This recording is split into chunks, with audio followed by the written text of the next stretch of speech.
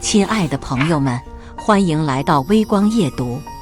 林若涵因迟到1分钟被盛世集团无情解雇，就在他准备迈出最后一步时，周光耀洪亮的声音从身后传来，带着几分刻意的羞辱：“哪个不长眼的把你招进来的？”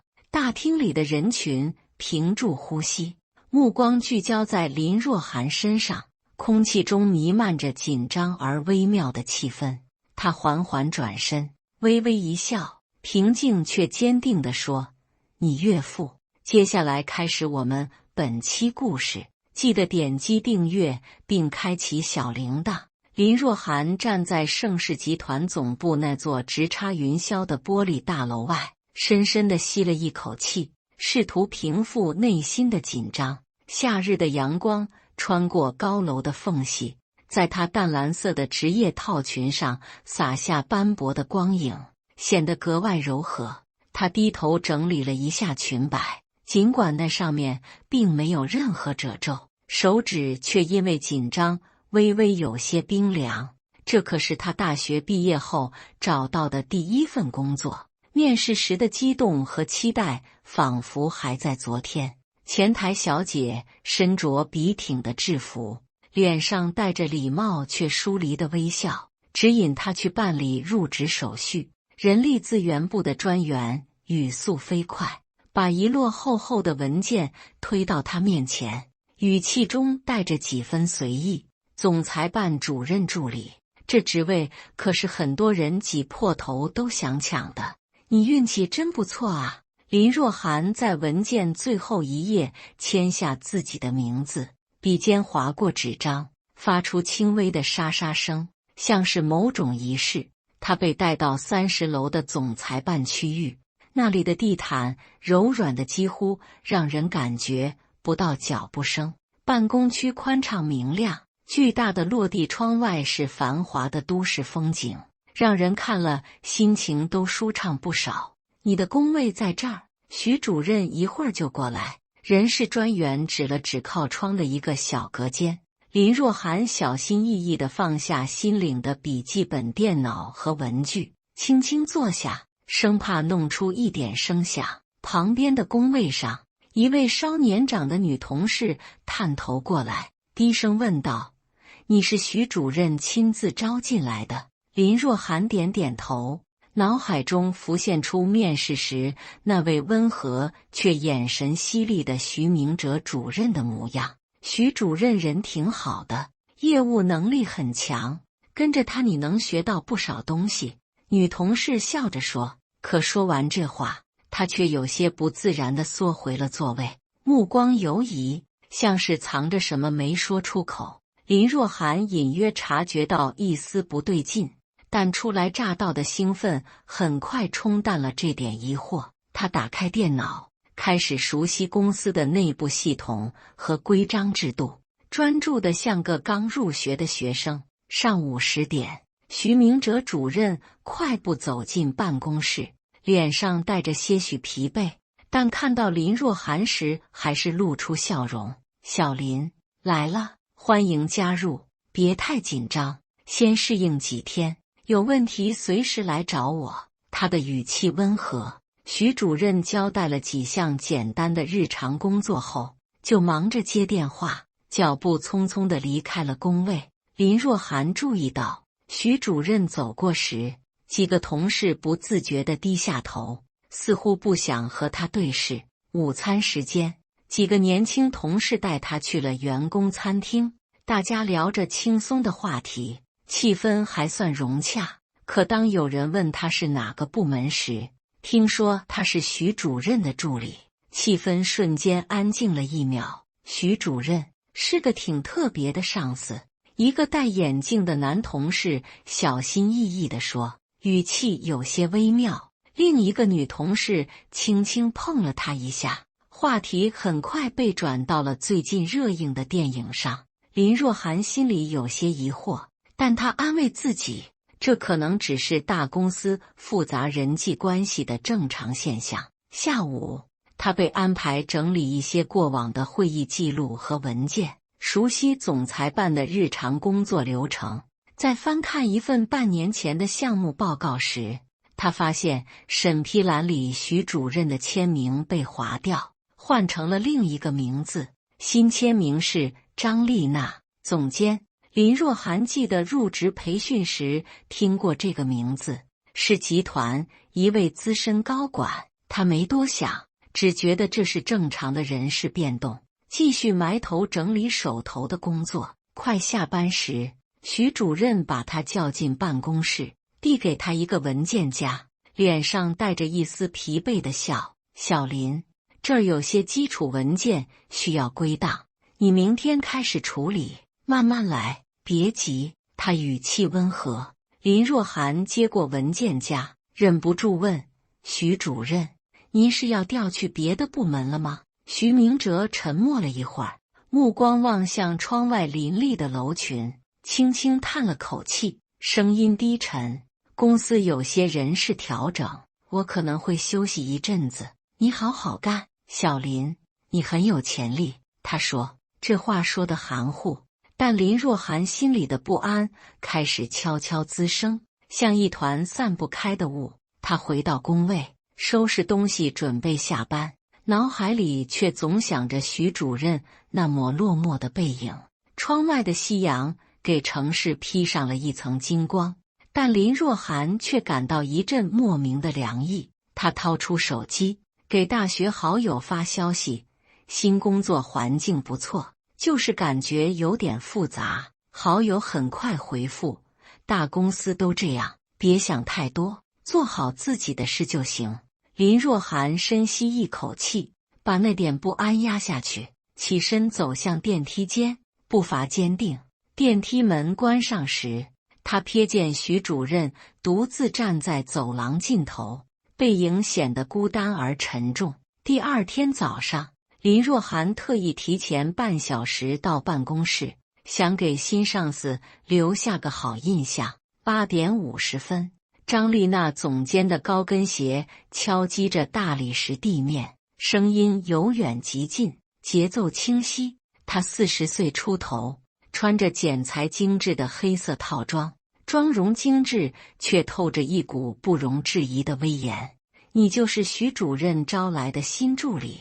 张丽娜的目光在林若涵身上停留了几秒，像在审视，那眼神锐利的像刀子，似乎要把她从头到脚看个透。林若涵感到一阵不适，她连忙站起来，礼貌地说：张总监早上好，我是林若涵，新来的总裁办助理。张丽娜没回应她的问候，直接走向原本属于徐主任的办公室，头也不回。徐主任的东西都清走了，你帮我把这些文件搬进去。他语气冷淡地说。林若涵赶紧上前，接过张丽娜手中厚重的文件夹，跟在她身后走进办公室。办公室已经重新布置过，徐主任留下的绿植和个人物品都不见了踪影，取而代之的是一些冷冰冰的装饰品和一幅现代风格的画，气氛显得有些压抑。徐主任是调到别的部门了吗？林若涵试探着问，语气小心翼翼。张丽娜正在整理抽屉，听到这话动作一顿，抬头看了他一眼，眼神冷漠。公司的人事变动不是你该关心的事，做好自己的工作就够了。他语气生硬。林若涵识趣的闭嘴，点点头，默默退到一边，不再多问一句。上午的部门会议上，张丽娜正式宣布接管总裁办的所有工作，语气干脆。她讲话条理清晰，但几乎没给下属任何提问的机会，掌控欲极强。我们部门需要更严格的纪律和更高的工作效率，大家尽快适应新节奏。张丽娜说这话时，目光有意无意地扫过林若涵，让她不自觉地挺直了背。会议结束后，林若涵被安排整理一大堆过去5年的采购合同副本，录入系统。这些文件需要重新校对并录入。周4之前完成第一批。张丽娜指着墙角的文件堆，那堆文件几乎有半人高。林若涵粗略估算，工作量大得让人头皮发麻，但他还是点头说：“我会尽力完成。”张总监语气里透着几分坚定。回到工位，旁边的同事悄悄投来一个同情的眼神，轻轻摇了摇头。午饭时，林若涵从同事的闲聊中听到了关于徐主任的一些零碎消息。原来徐明哲并非简单调岗，而是在一次高层会议上与董事长周光耀意见不合。那天会议室的气氛冷得像冰窖。一个消息灵通的同事压低声音说：“后来徐主任就主动请辞了，大家心里都清楚是怎么回事。”另一个同事补充。林若涵默默吃着饭，渐渐明白自己为什么总感觉被特殊对待。他是徐主任招来的新人，在张丽娜眼里，天然就带着不被信任的标签。下午，张丽娜又交给他一份客户行程确认名单，要求逐一核实。这些都是董事长的核心客户，沟通时注意语气，别出任何差错。张丽娜叮嘱。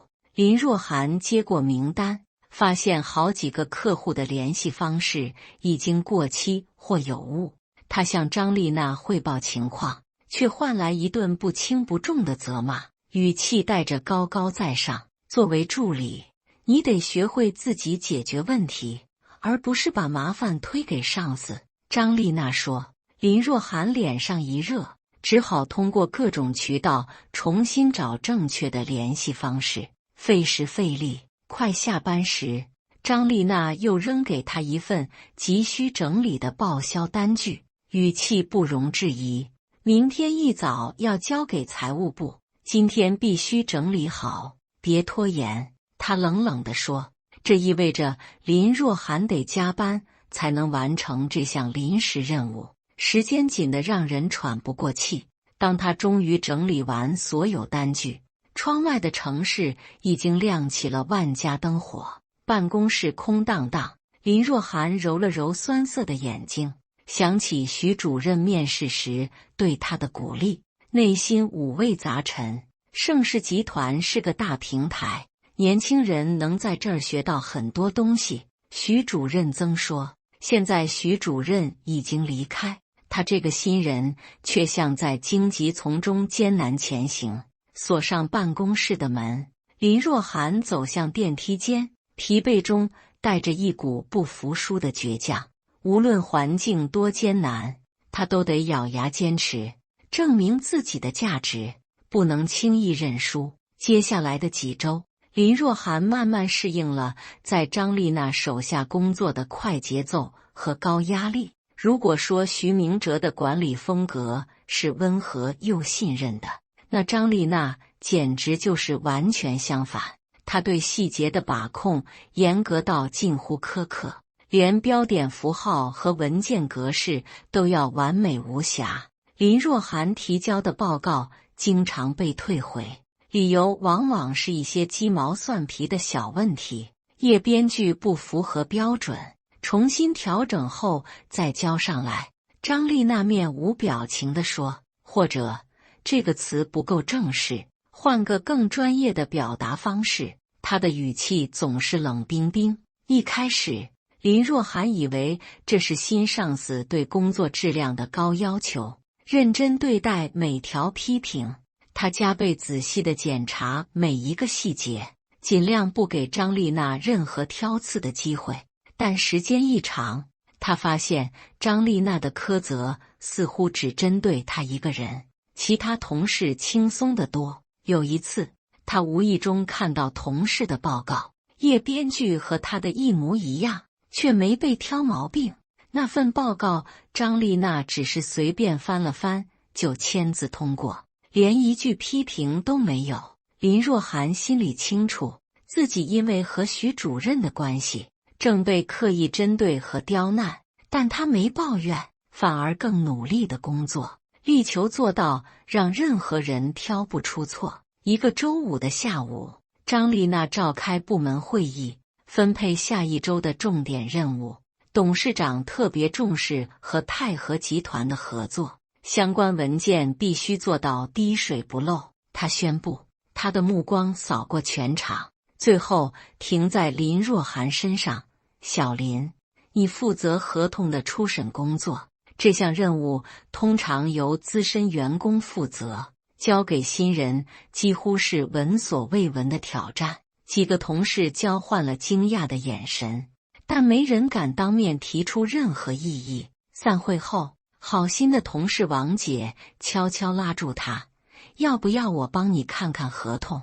林若涵感激地笑了笑，谢谢王姐，我先自己试试，有问题再向您请教。他知道，如果接受太多帮助，张丽娜肯定会说她能力不足，抓她小辫子。周末，林若涵主动加班，埋头研究泰禾项目的所有相关文件。厚厚的合同文本里满是复杂的法律术语，看得他头晕眼花。但他没放弃，他一边查资料，一边做详细笔记，力求弄懂每一个条款的含义。周日晚上，他第3次通读合同时，意外发现了一个奇怪的问题：合同附件中的技术参数表和正文描述存在细微但关键的不一致。正文要求的产品是高端 A 标准，附件却标注了较低的 B 标准，差别很隐蔽。如果不仔细核对，很容易忽略这个小细节，但它可能导致严重后果。林若涵立刻警觉，这很可能是个合同陷阱，隐藏着巨大的风险。如果盛世集团按标准报价却交付 B 标准产品，会被认定违约。反之，如果按 B 标准生产，又不符合主合同要求，照样会引发纠纷。无论哪种情况，公司都可能面临巨额经济损失和信誉危机。周一早上，林若涵把发现整理成一份简洁的报告，标注出问题和修改建议。他小心翼翼地交给张丽娜，内心忐忑，不知道会得到什么反应。张丽娜一开始不耐烦地翻看，但越看表情越严肃，眉头紧锁。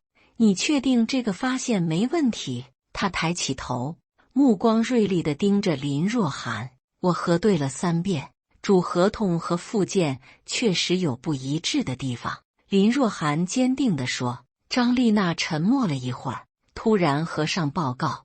这件事别对任何人提。林若涵愣了一下，张总监，这问题得尽快解决，不然可能会……他想提醒，我知道怎么处理。张丽娜打断他，你回去工作，记住保密。林若涵满心疑惑地离开办公室，不明白张丽娜为何反应如此奇怪。2天后，部门会议上，张丽娜宣布了一个重大好消息。我在审查泰禾项目合同时，发现了一个潜在的风险点，已经妥善处理。她简单描述了合同的陷阱，却完全没提林若涵的贡献，把功劳全揽在自己身上。多亏及时发现，公司避免了可能上千万的损失。董事长很满意。他补充，同事们纷纷向张丽娜道贺，称赞她的专业和细心，气氛热烈。林若涵坐在角落，感觉一股热血冲上头顶，又迅速冷却成冰。张丽娜不仅抢了他的功劳，还警告他不许对外声张，简直明目张胆。散会后，张丽娜走到他工位前，扔下一个文件夹，语气平静却带着警告。这些旧档案需要重新整理归档，下周之前必须完成。他说，文件夹里是一堆杂乱无章的陈旧文件，显然又是个故意刁难的任务。林若涵抬头，迎上张丽娜那双看似平静却暗藏冷意的眼睛。他明白，在这个办公室里，他不仅要努力工作，还要学会小心生存。林若涵没有揭穿张丽娜的谎言，因为她知道自己没有证据，也斗不过上司。一个新人去挑战直属上司的权威，无异于在职场上自掘墓。他默默接下那份繁重的归档任务，开始日复一日的枯燥整理工作。办公室里，大家对太和合同事件议论纷纷，都夸张丽娜眼光独到。只有少数几个同事看出了端倪，悄悄对林若涵投来同情的目光。王姐趁泡咖啡的间隙低声说：“别往心里去，这种事在大公司太常见了。”林若涵勉强笑了笑：“没事儿，公司避免损失才是最重要的。”她真心道，尽管内心充满了委屈和不平。他还是选择把情绪藏在心底。第二天下午，张丽娜把他叫进办公室，交给他一个特别任务：董事长下周要接待几位重要客户，你负责准备他们的详细背景资料。张丽娜递给他一张名单，上面只有5个名字和简单的身份信息，这些客户的喜好、忌讳、行业背景。越详细越好，周4前交给我。他吩咐。林若涵看着名单，有些为难。张总监，这些信息可能不太好找，这就是你的工作。张丽娜低头看文件，头也不抬。出去吧。回到工位，林若涵研究名单，发现这些客户都是个行业的重量级人物，公开信息少得可怜。张丽娜却要求深入甚至私密的背景资料，难度极高，这显然又是个几乎不可能完成的任务，摆明了让她知难而退。但林若涵骨子里有股倔强，她决定迎难而上，接受这个挑战。她开始动用所有能用的资源，公司数据库、行业报告、新闻档案，甚至小心联系了一些可能知道内情的老同事和朋友，尽量挖掘信息。连续3个晚上，他都加班到深夜，把零散信息拼凑成完整的客户画像。周4晚上10点，他正准备离开时，在电梯口意外遇到了徐明哲。徐主任看起来瘦了些，但精神还不错，手里拎着一个文件箱。小林，这么晚还在加班？徐明哲有些惊讶地打招呼，语气温和。林若涵简单说了下正在做的项目，没提张丽娜的刁难，怕显得抱怨。徐明哲点点头。周焦急道：“周董事长对接待细节很挑剔，你这任务压力不小啊。”他犹豫了一下，低声说：“小林，在盛世做事得小心点，别太显眼。”小心什么？林若涵警觉地问，隐约感到他话里有话。徐明哲看了看四周，电梯运行的声音在安静的走廊里格外清晰。张丽娜是周董事长的亲信，你是他重点关照的对象。他压低声音说。电梯门打开，里面没人。徐明哲走进去，转身面对他，表情严肃。有件事你得知道，周董事长最在乎的是陈老先生的意见。他低声说。电梯门缓缓关上，林若涵站在空荡的走廊里，满脸困惑。陈老先生，他从没听说过这个名字，公司高管名单里也没有他。周五，他提交了一份超乎预期的详细报告。张丽娜难掩惊讶，报告里不仅有客户背景资料，还有贴心的座位安排建议和礼物推荐，还算挺详细的。张丽娜勉强承认，把报告放到一边。当天下午，林若涵无意中听到张丽娜在办公室打电话，声音压得很低。是的，董事长，他完成了背景报告，比预期的好太多。他语气谨慎，我明白，会继续盯着他。徐明哲招的人确实得小心点，他补充。林若涵快步走开，心沉了下去，明白了自己为何总是被针对。他不仅因为能力被考验，还因为和徐主任的关系被怀疑。周末，他试着查陈老先生的信息，却一无所获。像大海捞针，这个名字像个谜团，但他隐约觉得这人和他的命运脱不了干系。董事会会议前的一周，林若涵感受到前所未有的压力，忙得焦头烂额。张丽娜给了他往年的会议记录参考，但要求他创新一点，别太死板。董事长希望会议记录更有亮点，能直接抓住重点。张丽娜说，这个要求本身就矛盾，记录的准确无误，还要生动有趣，太难了。林若涵研究过去的记录，发现他们确实严谨的有些呆板，缺乏亮点。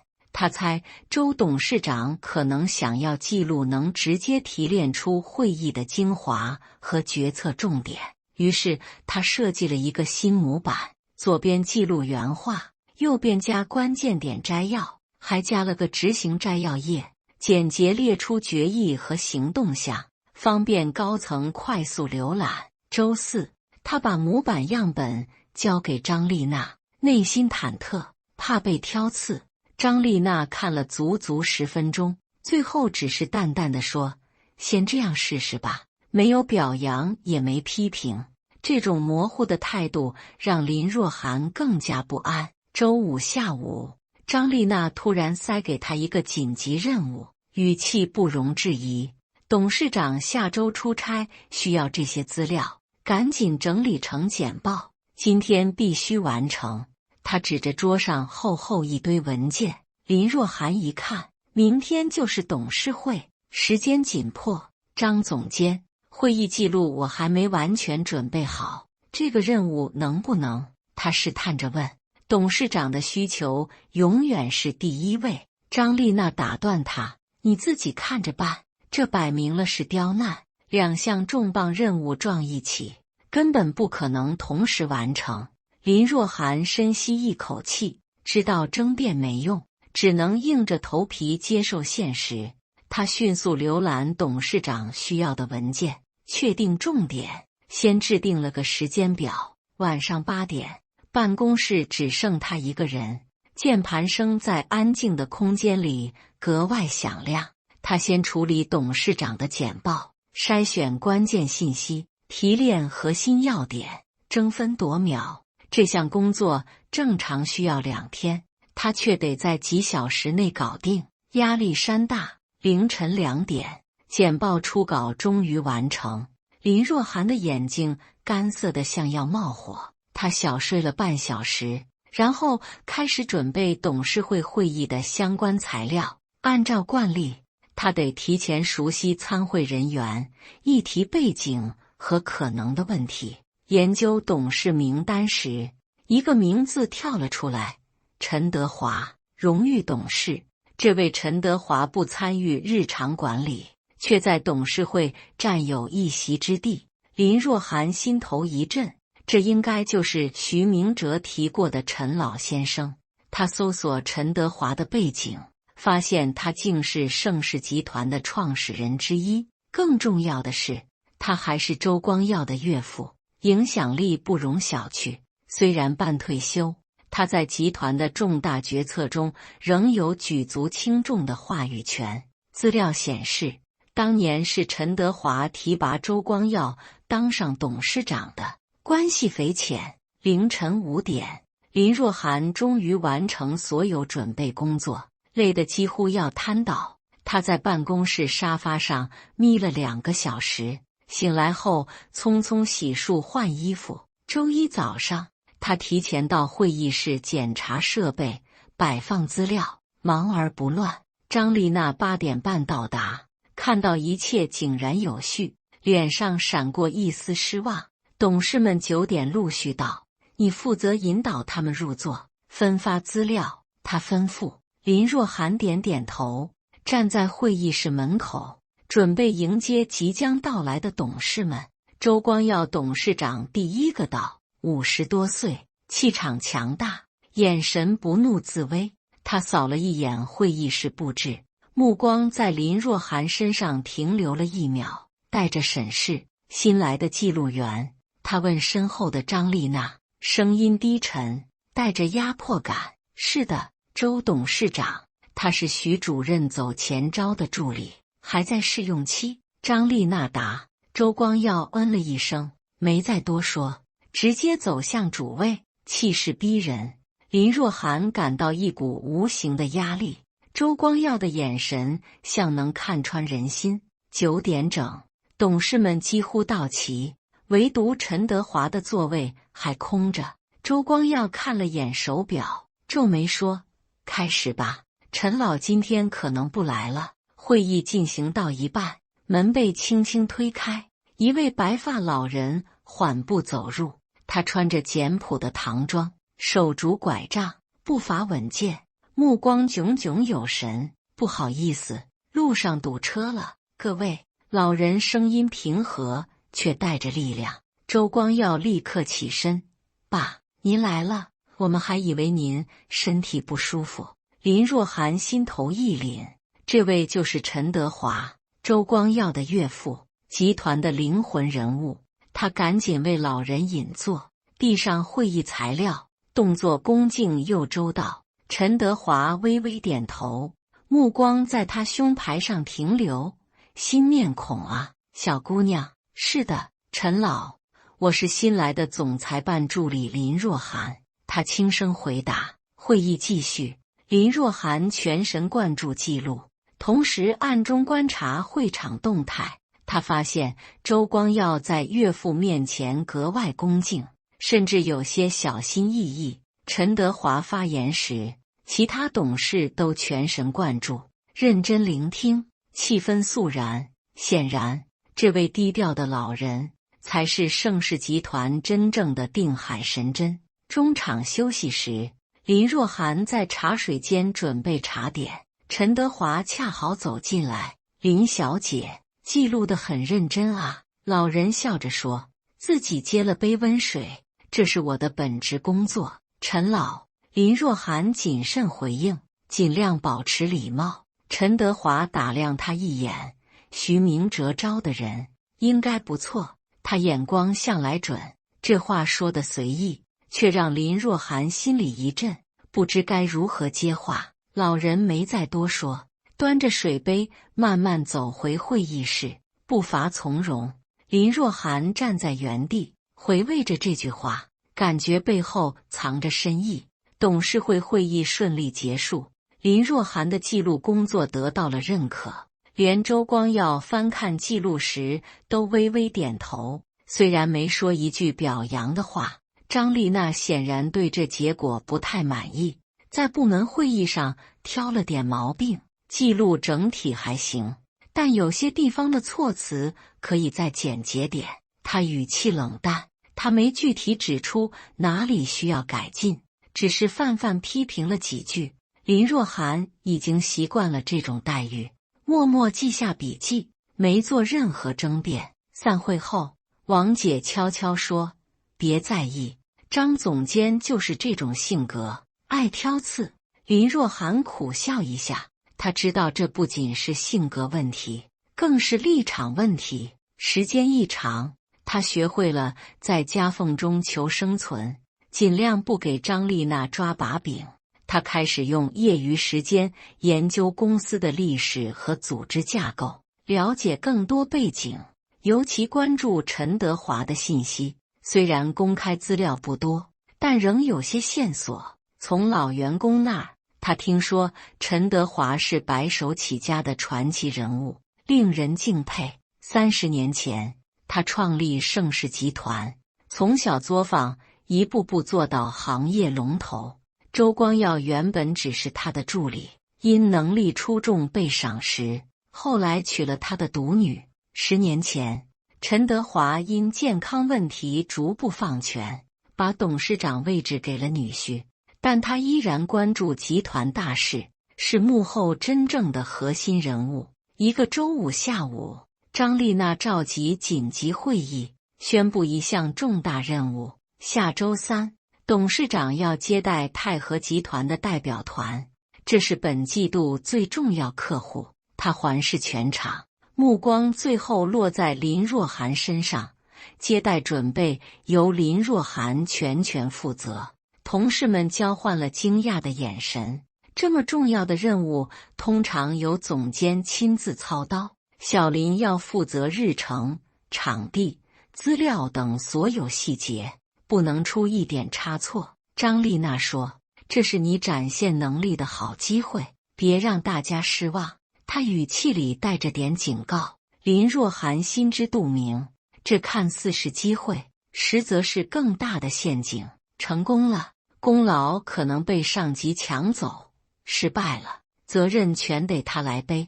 但他没得选，只能硬着头皮说：“我会尽力做好。”谢谢张总监。周末，他主动加班，仔细规划接待工作的每一个环节，力求完美。他查了泰禾集团代表的背景，研究他们的喜好和习惯，细致入微，连会议室的温度、座椅高度、茶点口味，他都一一考虑周全。周一下午，他把20页的详细接待方案交给张丽娜审核。张丽娜翻看方案，难得露出赞许的表情，语气却依然冷淡。考虑得挺周到，就按这个准备，有需要协调的随时告诉我。他说，接下来的2天，林若涵忙得脚不沾地，协调各部门配合接待工作。他亲自检查会议室布置，测试音响设备，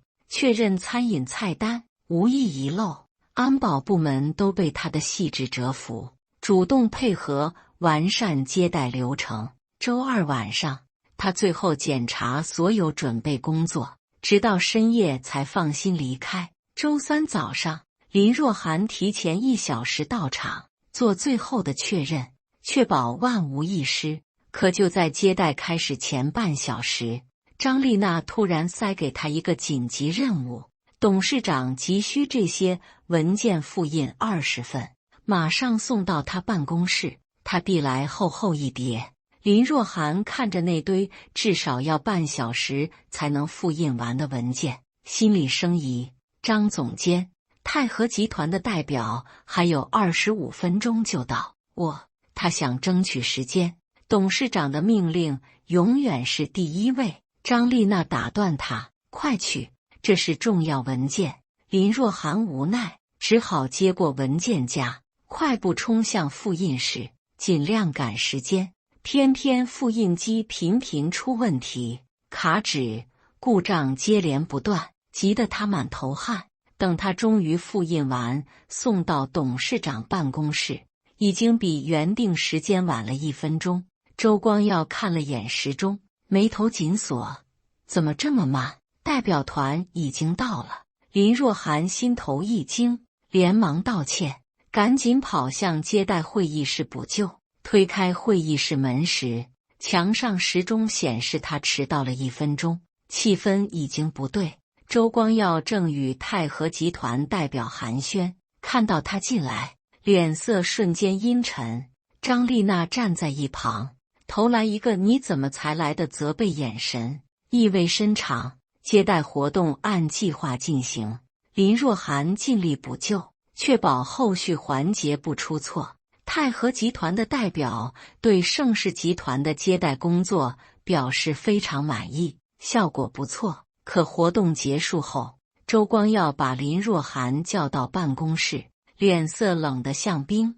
你知道今天有多重要吗？迟到1分钟，可能毁了整个合作印象。他怒道。林若涵想解释复印任务的事，但周光耀根本不给他开口的机会。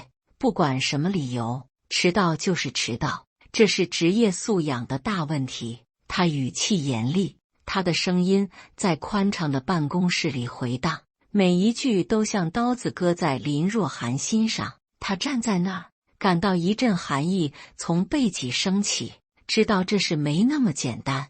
周光耀的训斥持续了近10分钟，每句话都尖锐得像针扎在心上。林若涵站得笔直，低垂着头，内心却像翻江倒海，情绪复杂。他清楚，那份突如其来的复印任务绝不是巧合，而是精心设计。事后证明，张丽娜给他的文件只是普通行业报告，根本不急。这明显是个圈套，让他毫无防备地踩进去，防不胜防。盛世集团对员工要求最高，尤其是总裁办的人，必须零失误。周光耀说，他的声音冷得像冰，你得好好反省自己的职业态度。林若涵抬头，想为自己辩解。董事长，我迟到是因为……他试着开口，我不要听解释，我只要结果。周光耀打断他，回去工作吧。离开办公室，林若涵感到一股无力感袭来，像被抽空了力气。走廊上，几个同事刻意避开目光，装作什么也没看见，气氛诡异。回到工位，张丽娜在那儿等着，脸上带着假惺惺的关切表情。董事长很生气吧？我也没想到你会迟到，太大意了。他语气虚伪。林若涵直视他的眼睛，那份复印文件真是董事长急需的吗？张丽娜表情僵了一下，随即恢复自然。当然是。你想说什么？没什么。林若涵收回目光，知道自己没法和上司硬碰硬。下午，办公室的气氛变得更奇怪，同事们的眼神充满同情。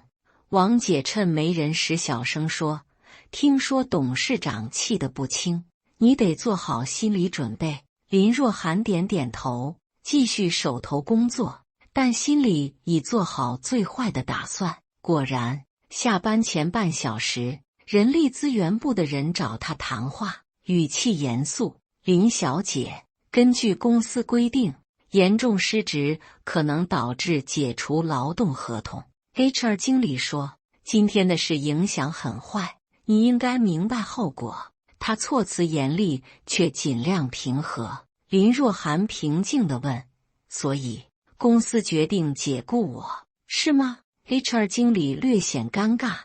鉴于你还在试用期，公司决定提前终止合同。解雇流程快得离谱，显然早有预谋，迟到1分钟只是借口。林若涵在解约文件上签字，手稳得让人惊讶，内心却波涛汹涌。他回到工位，慢条斯理地收拾个人物品，动作有条不紊。一旁的其他助理偷偷看他，有人同情，有人庆幸自己没摊上事。张丽娜远远站着，假装忙工作，但林若涵能感觉到她的注视。一个小纸箱装下了他在盛世集团3个月的全部痕迹，轻得可怜。一本笔记本，几支笔，一个小盆栽，还有徐明哲送他的职业手册。林若涵抱起纸箱，感受着它的轻飘与内心的沉重对比鲜明。王姐走过来，塞给他一张纸条，保持联系，有需要就找我帮忙。林若涵感激地笑了笑，把纸条小心放进口袋。真是这份温暖。走出办公区，他没回头，尽管能感觉到背后无数注视的目光。电梯缓缓下降，镜面墙映出他苍白却坚定的脸庞，眼神倔强。他想起3个月前刚入职时的兴奋，如今只剩满心的苦涩。但更强烈的是一股不甘，不是为丢了工作，而是为这不公的对待。电梯到1楼，门缓缓打开，面前是大厅明亮的大理石地面。林若涵深吸一口气，抱着纸箱向前走，步伐坚定不慌乱。就在这时，一个熟悉的声音从身后响起，洪亮而充满威严。站住！周光耀的声音不大，但在空旷的大厅里格外清晰。林若涵停下脚步，没立刻转身，他需要一刻来平复翻涌的情绪。大厅里来往的员工放慢脚步，好奇地注视着这不寻常的一幕。董事长亲自叫住一个被解雇的基层员工，实在是太少见了。林若涵缓缓转身，面对周光耀，目光平静得像一潭湖水。周光耀站在几米外，双手背在身后，姿态高高在上，气场慑人。他故意提高声音，确保周围人都能听见：“哪个不长眼的把你招进来的？”这话像一记响亮的耳光，狠狠甩在林若涵脸上，刺痛无比。围观的人群中传来细微的抽泣声，大家都被这句话的羞辱性震惊了。这不仅是在羞辱林若涵，也是在贬低当初招聘他的人。林若涵微微一笑，平静地说：“你岳父。”林若涵的“你岳父”一出口，大厅里瞬间安静的，仿佛连空气都凝固了。所有人的目光都聚焦在他身上。周光耀的脸色从愤怒转为震惊，眼神中闪过一丝慌乱，像是被戳中了什么不可告人的秘密。周围员工停下脚步，窃窃私语的声音在空旷的大厅里回荡。有人屏住呼吸，有人瞪大眼睛等着后续。林若涵紧紧抱着纸箱，脸上挂着平静的微笑，内心却像肋骨般跳动。他知道自己抛下了一颗重磅炸弹。就在这时，电梯门叮的一声打开，陈德华拄着拐杖缓步走出，目光如鹰般扫过全场，气场震慑。若涵，你刚才说的是真的？陈德华的声音低沉而有力，像一记重锤砸在每个人的心头。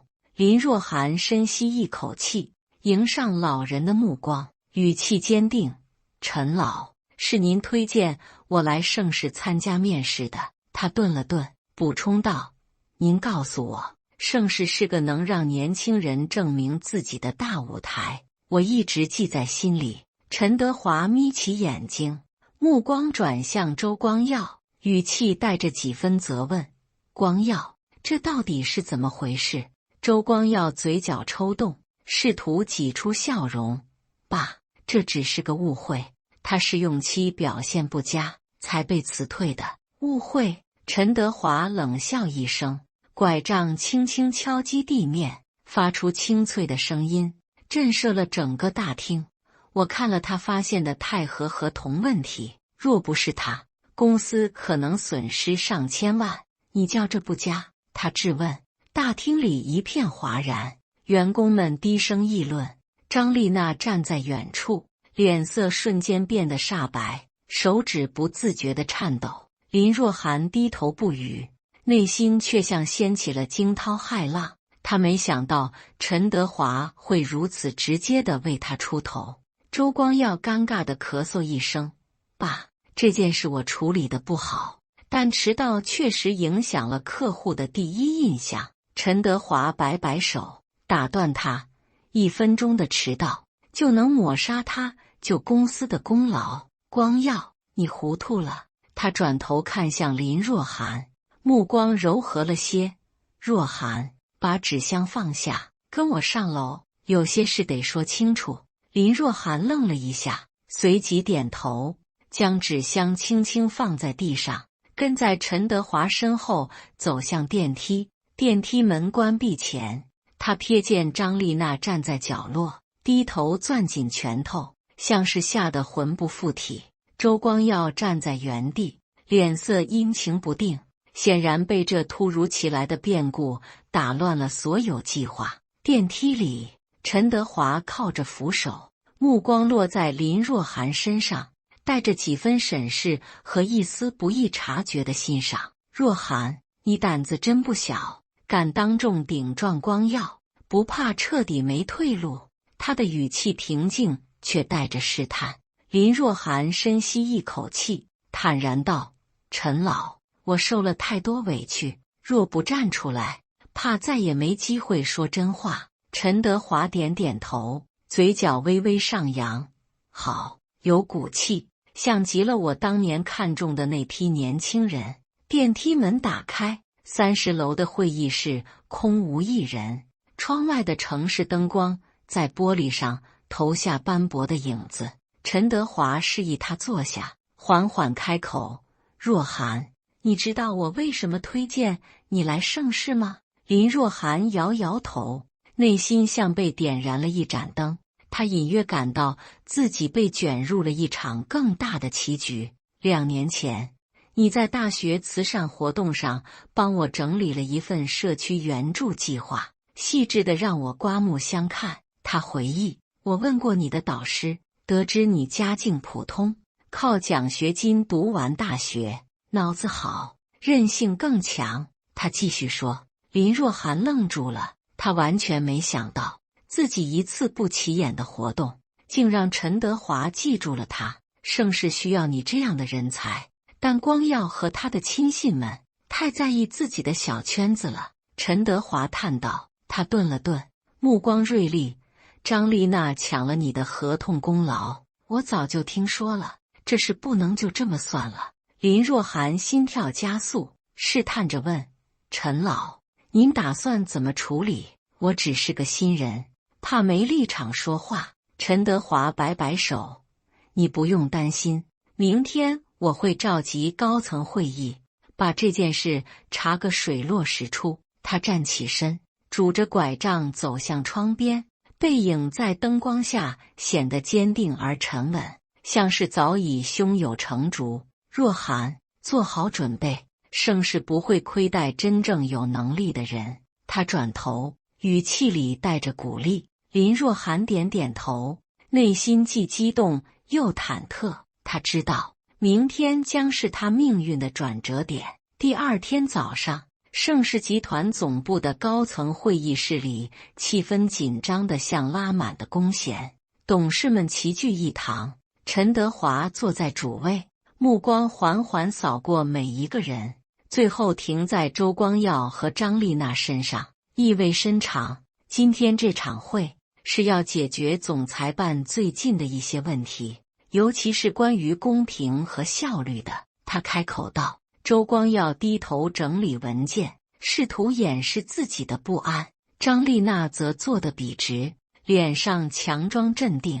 林若涵被安排坐在会议室角落，手里握着一份整理好的证据文件，心跳得像擂鼓。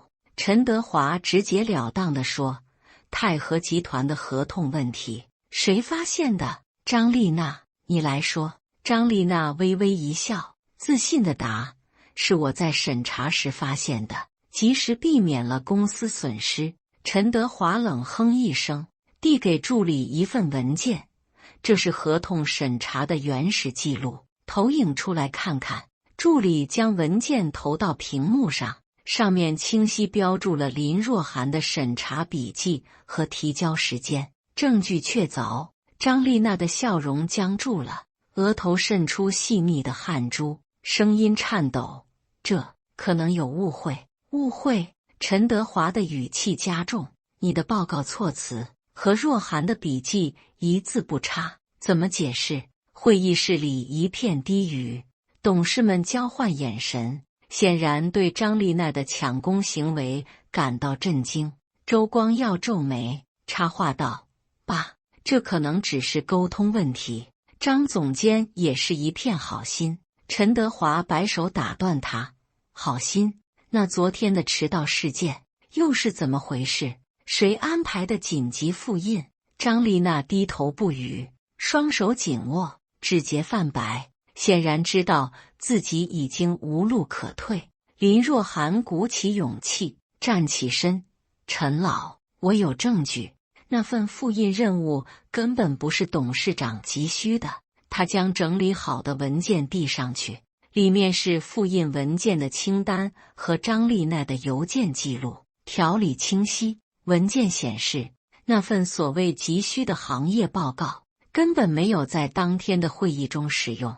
陈德华翻看文件，目光冷峻：“张丽娜，你还有什么想解释的吗？”张丽娜咬紧牙关，试图辩解：“我只是想测试他的应变能力，没想到会这样。”测试？陈德华冷笑：“你这是故意设局，让一个新人背黑锅，居心何在？”会议室里鸦雀无声，董事们看向张丽娜的目光充满了质疑和失望。周光耀试图缓和气氛：“爸，这件事可能是管理失误，我会好好整改。”陈德华却不买账：“光耀，盛世是咱们一起打下的江山，不能变成你一个人的舞台。”他转向林若涵，语气缓和：“若涵，你受了委屈，集团欠你一个公平的机会。”林涵眼眶微热，但他强忍住情绪，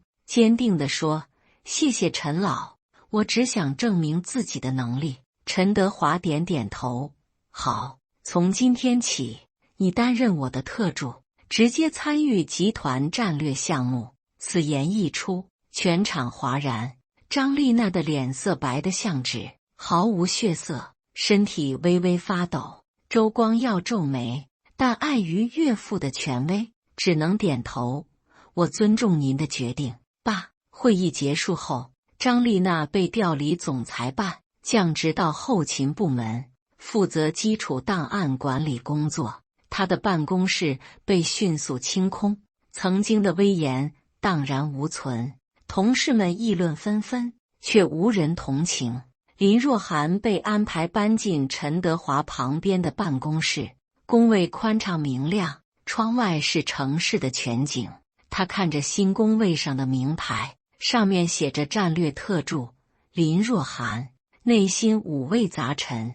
从试用期助理到陈德华的特助，他用了3个月，经历了无数委屈和考验。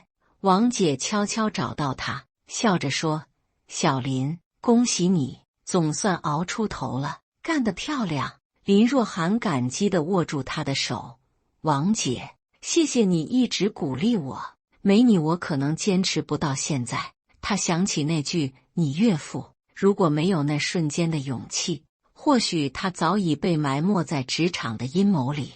新岗位的工作量更大，但陈德华给了他足够的信任和发挥空间，让他如鱼得水。他开始参与集团的战略规划，负责分析市场趋势和竞争对手的动态。第一次向陈德华汇报时，他准备了一份详细的行业报告，数据清晰，逻辑严密。陈德华翻看报告，满意地点点头：“若涵，你比我想象的还要出色，继续努力。”林若涵微笑回应：“陈老，我会珍惜这个机会，不辜负您的信任。”他知道，这份工作不仅是证明自己的机会，也是对过去不公的一种无声反击。接下来的几个月，林若涵在新岗位上大放异彩，逐渐赢得了同事们的认可。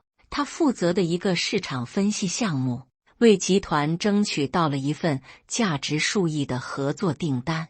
陈德华在全体会议上公开表扬他。若涵的报告让对手措手不及，这是盛世的骄傲。林若涵站在台下，感受着掌声和目光，心里的委屈终于被成就感取代。他偶尔会想起那天的迟到事件，想起张丽娜的刁难和周光耀的怒斥，但这些已经不再让他愤怒，反而成了他坚持前行的动力和警醒。他明白，职场如战场，能力是唯一的武器，而信任是最大的后盾。一次午休时，他在员工餐厅偶遇徐明哲，他已跳槽到另一家企业担任高管。若涵，听说你在盛世干得不错，恭喜你。徐明哲笑着举起咖啡杯，林若涵微笑着回应：徐主任，谢谢您当初的赏识，没您我不会有今天。徐明哲摆摆手：我只是开了个门，你是靠自己走出来的，未来还长着呢。两人聊了一会儿，徐明哲提到盛世内部最近的一些传闻，语气带着几分感慨。听说张丽娜在后勤部门过得不好，很多人开始疏远她，职场就是这么现实。他说。林若涵点点头，没有幸灾乐祸，只是平静地说：他种的因，得了这个果。他想起陈德华在会议上说的那句话：盛世不能变成一个人的舞台。这句话成了他工作的信念。他决心让自己的努力为集团带来更多价值。林若涵的新角色让他的生活节奏变得更快，但他乐在其中，充满了斗志。他开始接触集团的核心决策，参与制定未来5年的市场扩张计划。每次开会，他都能提出独到的见解，让董事们对他刮目相看。陈德华对他的表现越来越满意，私下对他说：若涵，你让我看到了盛世的希望。林若涵谦虚地回应：陈老，我只是做了分内的事，集团的未来靠大家一起努力。他知道自己的快速升职让一些人眼红，尤其是周光耀的亲信们。一次内部会议上，一位老资格的经理质疑他的资历，语气带着几分酸意。林特助虽然能力不错，但这么年轻的副总监，会不会担子太重了？他试探着说。陈德华淡淡一笑：能力不看年龄，若涵的项目成果比谁都扎实，你有意见？那经理讪讪闭嘴。会议室里没人再敢公开质疑林若涵的能力，但私下里，林若涵能感觉到周光耀对他的态度依然复杂，带着几分戒备。他曾在一次单独谈话中暗示，若涵站得高就得更小心，别让人抓了把柄。林若涵平静地回应：董事长，我会用工作成果说话，不会让人失望。他心里清楚，周光耀的警告既是提醒，也是对他快速崛起的隐隐不满。但他并不畏惧，他有陈德华的支持，更有自己的能力和底气。半年后，盛世集团迎来了一次重大的战略调整。陈德华重返董事会核心，他宣布成立一个新的战略创新部门，专注于新兴市场的开拓和投资。林若涵被任命为部门的副总监，直接向陈德华汇报，权力和责任并重。这个决定在集团内部引发热议，有人羡慕他的好运，有人质疑他的资历，但林若涵用行动回应质疑。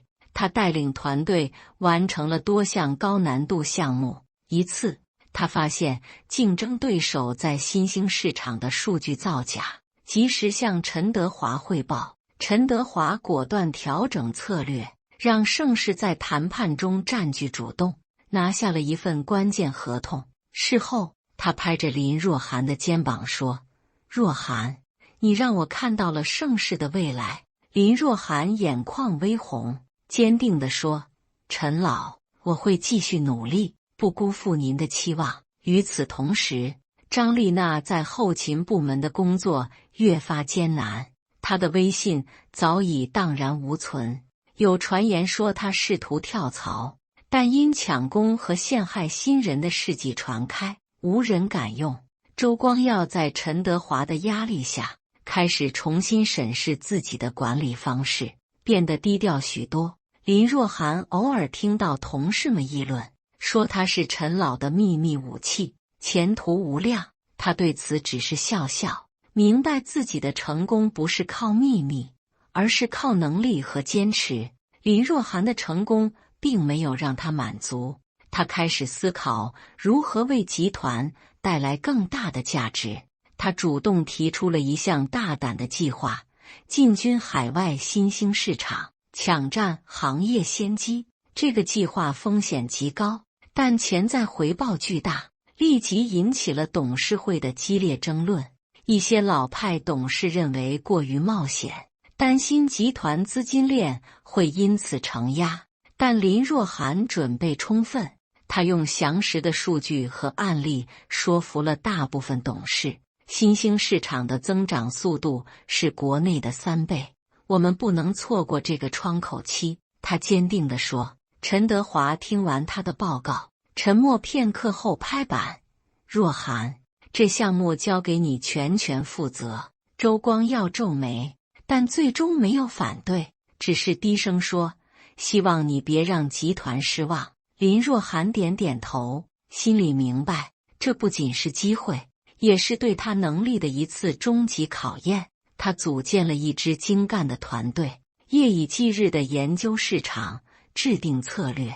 3个月后，盛世集团成功进入东南亚市场，拿下了一份重量级合作。行业媒体纷纷报道，称盛世此举为教科书级的战略扩张。林若涵的名字开始在业内流传，被称为盛世的年轻战略家。陈德华在一次股东大会上公开表扬他：“若涵让我们看到了年轻人的力量。”林若涵站在台下，感受着掌声，内心却平静。他知道这只是新的开始。随着林若涵的影响力扩大，他开始接到其他公司的挖角邀请，待遇诱人。一家国际咨询公司甚至开出了双倍薪资和股份期权，希望他加入。林若涵认真考虑后，婉拒了邀请。他觉得自己对盛世还有未尽的责任。他在一次与陈德华的私下谈话中坦言：“陈老，盛世给了我机会，我想留下。”陈德华笑得欣慰：“若涵，你的忠诚让我感动，但未来你得为自己多考虑。”他顿了顿，补充道：“盛世只是你的起点，你的舞台会比这更大。”林若涵点点头，内心却更加坚定。他要用行动回报陈德华的信任。他开始推动集团内部的改革，优化流程，提升年轻员工的晋升机会。他还发起了一个新人培训计划，帮助刚入职的员工更快适应职场。这个计划得到了陈德华的大力支持，也让更多新人看到了希望。一次培训会上，一个新员工对他说：“林总监，您的经历激励了我们。”林若涵微笑着回应：“职场不易，但只要坚持，总能找到属于自己的路。”他想起自己当初的挣扎，那些委屈和不公，如今都化作了前行的动力。2年后，林若涵被提拔为战略部门的总监，成为集团最年轻的高管之一。他的办公室里摆满了项目奖杯和行业证书，每一件都是他努力的见证。他依然保持着细致的习惯，每天亲自检查团队的报告，确保万无一失。同事们私下里说，林总监是铁娘子，能力强到让对手都害怕。但林若涵从不觉得自己有多特别，他只是比别人多了一点坚持。一次，他在整理旧文件时，无意翻到了当初那个装杂物的纸箱，纸箱里还有那本徐明哲送的职业指南，封面上写着“坚持就是胜利”。他笑了笑，将书放回抽屉，抬头看向窗外的城市，目光坚定。职场的路还很长，但他已经不再畏惧任何挑战，准备迎接更大的舞台。他知道，无论未来如何，他都会用能力去书写属于自己的传奇。林若涵的成功让他成为了集团内部的标杆，也引发了一些微妙的变化。一些老员工开始主动向他请教，年轻员工则将他视为榜样，争相效仿。他推动的改革让集团的效率提升了30%，赢得了董事会的广泛认可。但他也察觉到，周光耀对他的态度始终带着几分距离，甚至有些防备。一次董事会上，周光耀提出了一项新项目，试图绕过林若涵的团队。这个项目需要更资深的团队来主导，战略部可能经验不足。他语气平静，林若涵当场反驳，拿出数据，我们团队在东南亚项目中已证明了实力。陈德华点头支持，若涵说得对，战略部完全有能力接手这个项目。周光耀不再坚持，但林若涵能感觉到他对他的戒心越来越深。他并不在意这些，他知道，只要有成果，任何质疑都会变成掌声。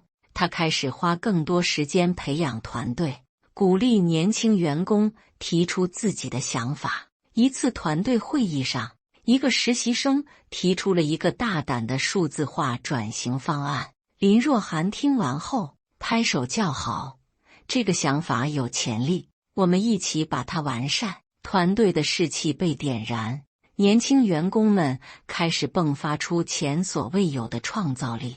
林若涵看着他们的热情，想起自己刚入职时的模样，感慨万千。他知道自己不仅在改变集团，也在为更多新人铺平未来的路。3年后，盛世集团在林若涵的推动下，逐渐成为行业领军者，影响力辐射全球。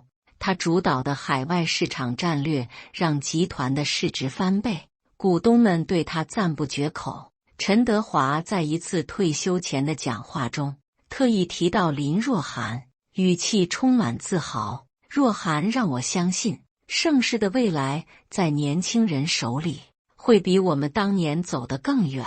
他说，林若涵站在台下，眼眶微湿，但他用微笑掩饰了内心的感动。他回想起3年前那个被解雇的下午，想起那句你岳父的惊人之语，那句大胆的回应，不仅揭开了真相，也改变了他的人生轨迹。如今，他站在盛世的顶端，却依然保持着初心，不忘努力的意义。下班后，他站在办公室的落地窗前，俯瞰城市的万家灯火，内心平静。他将那株小盆栽浇了水，绿叶在灯光下闪着光，像是他不灭的希望。无论职场如何变换，林若涵都知道，能力与坚持是他最大的底气。林若涵的成就让他成为了行业内的传奇人物，媒体争相报道他的故事。他在一次国际论坛上发表演讲，分享盛世集团的战略转型经验。他的演讲逻辑清晰，数据详实，赢得了台下数百位业内人士的掌声。会后，一家全球顶尖咨询公司的 CEO 找到他，递上名片，语气诚恳：林总监，您的能力让我们折服，愿意加入我们，担任全球战略负责人吗？他问。林若涵微笑着婉拒：谢谢您的赏识，但我还有未完成的事业在盛世。他回到集团后，继续推动创新，提出了一项人工智能与大数据结合的战略。这项战略让盛世在行业竞争中再次领先，市场份额稳步提升。陈德华虽然已经退休，但仍会偶尔来集团，关心他的工作进展。一次，他拉着林若涵聊天，感慨道：若涵，你让我看到了盛世的黄金时代。林若涵笑着回应：陈老，没有您的支持，我走不到今天，谢谢您。陈德华摆摆手：是你自己的能力，盛世只是给了你一个舞台。林若涵点点头，内心充满感恩。他知道自己的路还很长，他开始关注公益项目，捐资支持教育，帮助更多年轻人实现梦想。每次看到受助学生的笑脸，他都会想起自己的大学时光，感慨万千。5年后，林若涵被任命为盛世集团的首席战略官，成为公司历史上最年轻的高管。他的办公室窗外是城市的天际线，每天都在提醒他，自己的努力改变了命运。